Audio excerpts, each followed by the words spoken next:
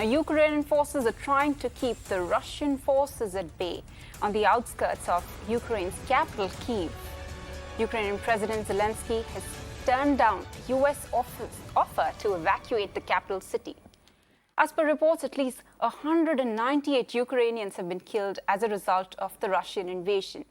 Ukrainian authorities have urged citizens to help defend Kyiv from advancing Russian forces. Meanwhile, the U.S. has announced sanctions on several Russian business entities and individuals. Volodymyr is joining us live from Ukraine. Volodymyr, what is the situation on the ground as we speak? Look, the situation is very dire. You can see the pictures of what I understand are students from India being evacuated, but also hundreds of thousands of Ukrainians are also fleeing Kyiv these hours and these days. It's not safe to be in Kyiv, as you've heard in the reporting. There are fightings on the streets of Kyiv, and the local authorities in the capital are calling on civilians, ordinary citizens, either to stay home and hunker down or come to the military deployment units, take weapons in their hands, and fight and help defend Ukrainian land and Ukrainian country against the Russian aggression. As of today, hundreds of thousands of people have already fled Kyiv. A lot of them are trying to leave the country. These are mostly women and children who are leaving the country. Men are staying here, staying put, and ready to fight. Right. What are the kind of challenges these civilians are facing while fleeing? Well, first and foremost, there were unbelievably big traffic jams on the roads leading from Kyiv. I was reporting for your channel for times now, just 2 days ago, when Russia just invaded Ukraine and Ukrainians started fleeing. It was very difficult. There are reports that it took some people from 15 to 20 or even 40 hours to get from Kyiv to Western Ukraine on a journey that usually takes 5 to 6 hours. I myself was traveling from Kyiv just the day before yesterday, and I would usually take a flight, and it would be 1 hour flight. It took me 20 hours and 2 different trains and a layover in a different city just to get here to Western Ukraine, to where relative safety is right now. Right. Are there any civilian casualties in Kyiv? Well, unfortunately, yes. There were shellings of residential buildings. There were bombing of residential apartments where people live. There are casualties of civilians. Ukrainian government is promptly reporting on these numbers. And unfortunately, the Russian propaganda keeps saying that civilian objects and civilians are not under attack, which is totally not true and which is an outright lie. Right. What is the Ukrainian government doing as far as rescue operations are concerned? Look, the president of Ukraine, Volodymyr Zelensky, is staying in Kyiv, and that has provided an immense morale boost for all of the Ukrainians. The fact that someone who just 3 years ago was a comedian, a TV personality, is now on the helm of an army of a war that is fighting off a major nuclear power. This is just beyond comprehensible, and fighting off quite successfully, to be frank. Russia was hoping this to be a blitzkrieg. Russia was hoping to take over Kyiv in 24 hours, to decapitate Ukrainian leadership. And we are in day 3 right now of Russian invasion of Ukraine. Kyiv is still standing. They still haven't taken Kyiv. The president of Ukrainian leadership is still in Kyiv, and ordinary civilians are making an immense defensive effort to defend Ukrainian land and Ukrainian citizens. So this is something which Russia and Russian military obviously did not expect. Right. There were also reports of talks with Russia. If you could tell us a little about that. Well, there are right now, Ukrainian government has agreed to talks with Russia, again, despite some misinformation that the Ukrainian government is dismissing this. No, Ukrainian government has agreed, and they countered these rumors, these fake news that they're not willing to talk. Of course, we want peace on our land. We don't want war. It's not us who are invading a different country. We're being invaded. And of course, Ukrainian government is ready and willing to do everything to stop this, either militarily or diplomatically. So yes, they're ready to talk to the Russians. Right now, their negotiations are ongoing on the format and the place and the venue. Hopefully, these negotiations will be soon, and hopefully, both Ukrainians and Russians can sit at the negotiation table, and the fighting will stop. Right. Also, the place and the time of talks has become a bone of contention. If you could please tell us, what does Ukraine really want? Where does Ukraine want the talks to take place? Well, I think the venue is very important for various reasons, for diplomatic, for geopolitical, and also for safety reasons. And of course, Ukrainian government and Ukrainians want to see more support from other countries, more military support by means of providing military equipment. I don't think anybody is expecting or has the illusions that anyone will send their troops to fight the war with Russia here on our land. This is the task of Ukrainians. This is our task. But we would like to see support in forms of aid, financial aid, military aid, and of course sanctions. Ukrainian government would like to see very harsh and very swift sanctions on Russia, and that is what is needed right now. Right. My last question to you is, what is the kind of support in terms of weapons that Ukraine has already got?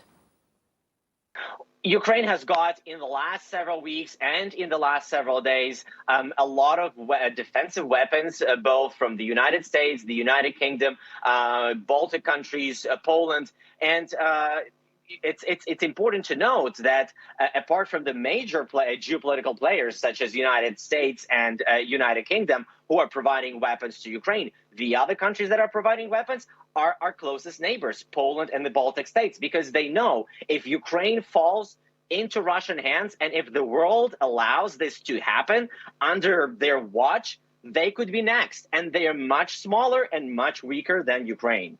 Right. What do you have to say? If you could give us some insight into the kind of supply disruptions as far as commodities are concerned in Ukraine is concerned.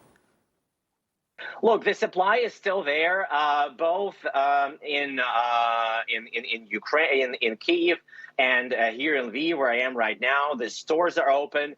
You can buy food. You can buy groceries. When I was leaving Kyiv, I forgot to take my shaving kit, and I just got to the store here in Lviv, and I got it. So next time you see me, I'll be fully shaved. So everything is operational. Gas stations are working. Even some restaurants are open here. I just had coffee outside. So it's pretty much, I wouldn't say business as usual, but obviously all of the businesses that are here are trying to provide the essentials to the people because they know they're in need right now. Right. And also, where do we see this going?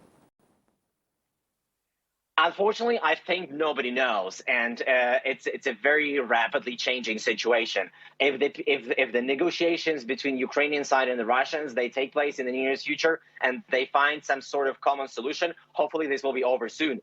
If Russians do take over Kyiv, and if Russians do fulfill their plan of decapitating Ukrainian government and instilling their own puppet government, this would turn into a very bloody scenario because Ukrainians will not tolerate that. Ukrainians will not obviously be obedient to this Russian puppet government. There will be a huge resistance, including guerrilla resistance, including civilian resistance. So to be honest, I don't know why Russians are totally miscalculated that. Even if they think that if they can kill Ukrainian president and put on their own puppet government, Ukrainians will not stand for that. Right. So what is the mood of the Ukrainians as of now? Well, the feelings are very mixed. Some of the people are very frightened. They are hunkered down either in their apartments or trying to flee to safety, either here to West Ukraine or trying to flee abroad. Others have gained this resolve of stopping the aggressor by any means possible. The activities that ordinary civilians are doing right now, they're joining the territorial defense units. They're receiving weapons. They're fighting off, and in some cases, they have been successful. The civilian units are successful in fighting off professional Russian army units, and that should be very embarrassing for the Russians that their asses, I'm sorry for this, have been kicked by ordinary civilians here in Ukraine. Right. Also, there were reports today that a missile hit a residential building in Kyiv. If you could please confirm that and also tell us if there have been any casualties as far as that particular building is concerned. Yes, the report has been confirmed, and if you probably have seen the picture. It's not just the report. There is a video evidence of rocket flying into a residential building, contrary to what Russians have been asserting all the time, that they are not hitting civilian objects. This is a lie. We see the video proof of that.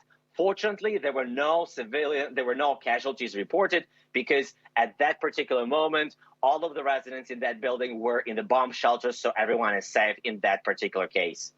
All right. If you could also please tell us, how is education being impacted? Well, basically, everything has been suspended. All the classes, all the schools have been suspended for at least 2 weeks now. You know that there are a lot of foreign students here in Ukraine, including Indian students. All of them are now leaving Ukraine. 2 days ago in Kyiv, I met a lot of Indian students that were trying to get home. Yesterday, when I was on the train, I met another group of students from Colombia. Who were also trying to flee the country. So it's very much on hold right now. I also was concerned about, is there any special operations or rescue operations as far as other nationals are concerned, especially, as you spoke about Indians and Canadians, or probably people other than the Ukrainians? Yeah, basically, all of the embassies all of the countries that have their embassies present here in Ukraine, they're working together with their citizens to try and help them leave the country as soon as possible. So that has been organized pretty well right now. All right. Thank you so much for bringing us all those insights and updates.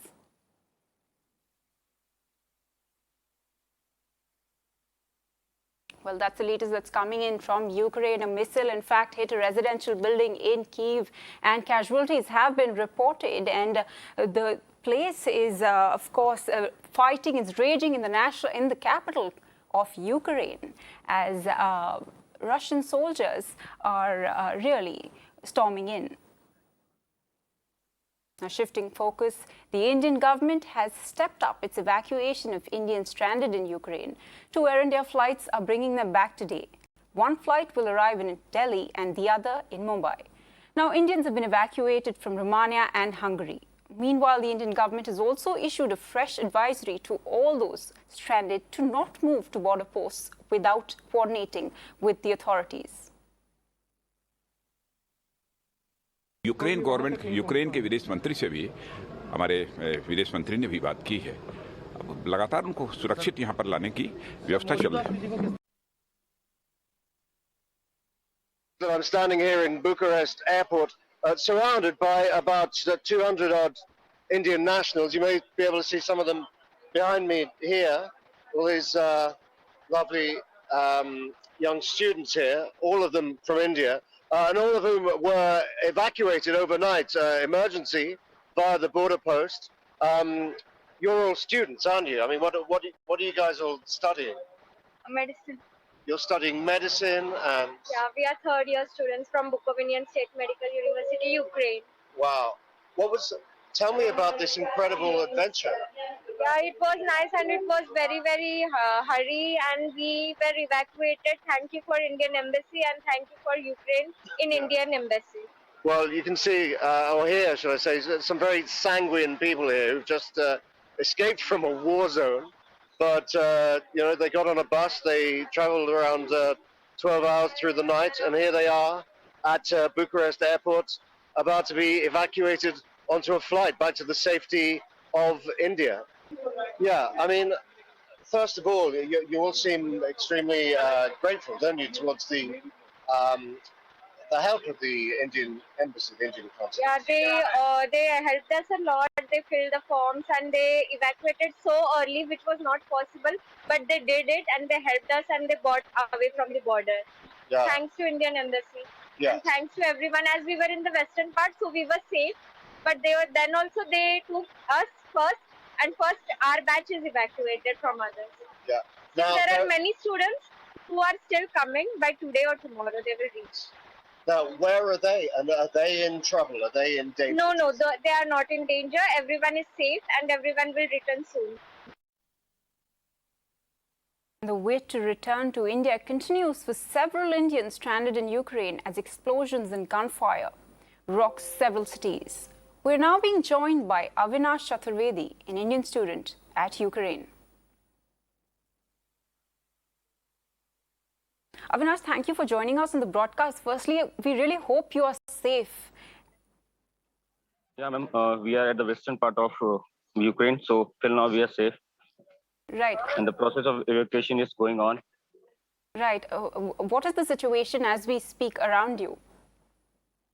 Ma'am, if I change my camera, so you can see the process of evacuation. The registration process is going on for the evacuation, and the process is going from like for the first year students is the first priority, and after further the second year and third year. All right. Avinash, if you could also tell us, have you been in touch with officials at the embassy and what are they saying? Ma'am, I'm not in directly touch with the embassies, but the authorities of the college and some of the mediators are in touch with the embassy. They are telling that as soon as possible, we will evacuate every person of India from here. And the process is going on as we are observing. Right, Avinash. The other thing I would like to know is, what are the kind of challenges you're facing in terms of food supplies and in terms of, we saw reports of, people standing at ATM queues, long lines to withdraw money. So, what are there any kind of challenges that you are facing? Ma'am, as I said, that we are not as in danger as my other friends, like in Kyiv and Kharkiv. But we face many problems, like the food supplies. And as we are using the Indian Forex card, which is till from some days before, we are not able to withdraw money. And in many places, like many malls or stores, they are not taking the cards; they are only taking the cash, and we are not able to withdraw the cash. So we have faced these kind of things, but it's not that bad if we get evacuated as soon. All right, Avinash, what is the hope for you of getting back home? Sorry, ma'am. What is the hope for you of getting back home? The process is going on. What? Yeah. Please go on. No, the process is going on. This is a half part of first year. In the morning, the half batch of the first year have went to the border of Hungary, and they have crossed the border and they are reaching Budapest. And further, the process is going on for the second batch of the first year. And hope so. The first batch of the second year will go tomorrow morning. Right. Avinash, are there any kind of connectivity issues that you're facing when it comes to, even speaking to your family members? Or is there a certain point in time in the day during which you really feel that, this time it's better or worse? Or how are things as far as connectivity and communication lines are concerned? Yeah, ma'am, we are facing that kind of problem if we are using the Wi-Fi. But if some of us, as we are having the online classes, so everyone is based on the Wi-Fi. But as per the advisory and many other news, we have arranged our cellular data also. So we didn't face as much problem. But so many of our same university students are in Kyiv right now in embassy. I have tweeted also. There's one of my friend. She's facing so much problem. Her name is Jeannie Patel. She's in Indian embassy in Kyiv. She's also not getting that much supply and support. They are saying that they are doing the things, but it's not on the ground, only in the paperwork. Right, Avinash. As far as online classes are concerned, if you could please tell us, are they really going on at this point in time? No, in the classes, it was going 2 days before, but from yesterday we got the circular from the university that they are saying that it's holiday till 13th of March. No classes will be there. All right, Avinash, if you could also tell us, how has it been studying really in a conflict zone? You know, all these past weeks, there have been reports that there may be an invasion. You know, how has it been studying in this framework of mind? Ma'am, as we all know that we are studying the medicine, we are pursuing the MBBS here. So it's kind of difficult subject, difficult course. But in this precise condition, we were not that able to do studies and all, because we have so much pressure that what will be the next step of Russia and Ukraine in between. But now we know that Russia invaded in Ukraine. So it was not that good condition to being studied. So we were facing many problems. Right, Avinash, we really do hope, you return safe, and thank you so much for joining us on the broadcast. Okay, ma'am. Thank you. And to some news from around Ukraine. Now, first up, we bring you visuals from the capital city of Kyiv. Several Ukrainian soldiers have been seen sifting through debris, holding grenades while defending themselves against the Russian troops. The ongoing war has left several military vehicles burnt. Ukrainian army claims Russian convoy has been destroyed.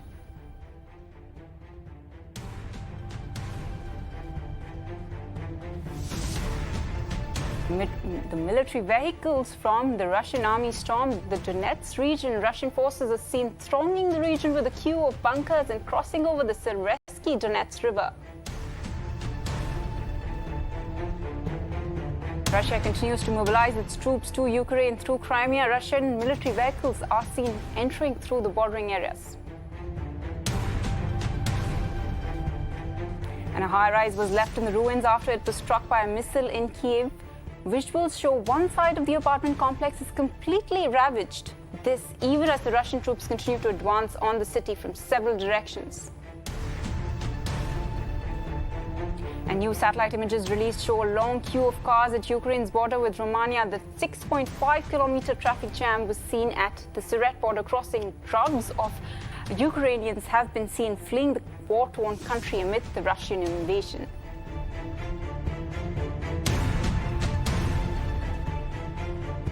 And the Indian medical student stuck in a bunker was seen singing songs in order to relieve stress. Let's listen in.